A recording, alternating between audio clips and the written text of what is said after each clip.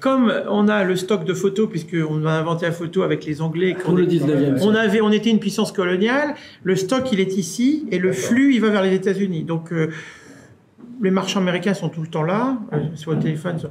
Bon, disons qu'il y a quand même des du coup, comme il y a un grand il y a quand même un stock en Europe, principalement en Allemagne, il a été partiellement détruit, il était moins important dès le départ, en Italie moins aussi. Principalement de la photo italienne. Donc, enfin là, je ne peux pas parler de la photo italienne devant Serge, qui est le grand spécialiste. Non. Mais je pense que voilà, il y a 3 pays de collection. C'est la France, l'Angleterre et les États-Unis. Les États-Unis, 2 peut-être la France et 3 l'Angleterre. Après, ça évolue très vite. Daniel Blau, que connaît bien Serge, qui est marchand de photos en Allemagne, entre autres marchand d'art, un grand marchand d'art. Il dit, c'est simple, il résume le marché.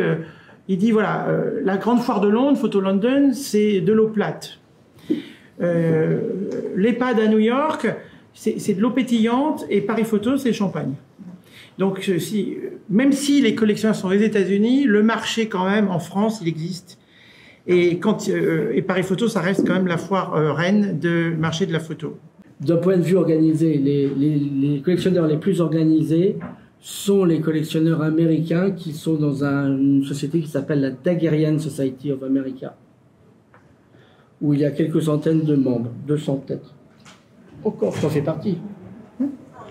Et il y a pas mal d'Européens qui en font partie et commence à y avoir des gens d'ailleurs. Parce qu'administrativement, effectivement, ça demande autant de travail administratif de répertorier une photo qu'un tableau.